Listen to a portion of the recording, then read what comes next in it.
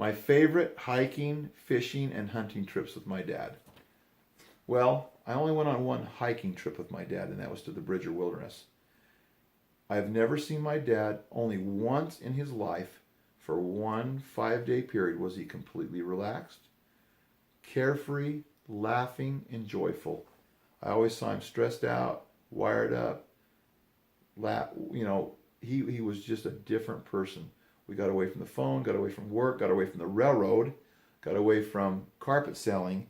He went with us. We were in high school, and he went with us to Bridger Wilderness to I think it's called Thousand Island Lakes or something up in the Thousand Island Lakes or Pole Lakes, Upper and Lower Pole Lakes, up in the Bridger Wilderness. I think it's out of Pinedale, Wyoming, I think. But anyway, he went up there with us. We had a blast.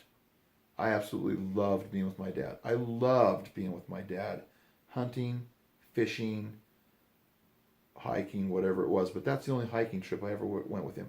But I did go on some hunting trips. Deer hunting was so much fun. I absolutely loved hearing the stories around the fire, hearing the guys laugh at each other, bug each other. It was so much fun. I always had to pack all the gear. I had to pack everything for the trip. He was always late. I was always so excited I couldn't sleep. But I absolutely loved being with my dad, hunting, fishing, with deer hunting. Never went elk hunting. He went without me. Wish I would have went fishing with him more, but he went without me doing that too a lot of times. But I absolutely loved doing that stuff with him.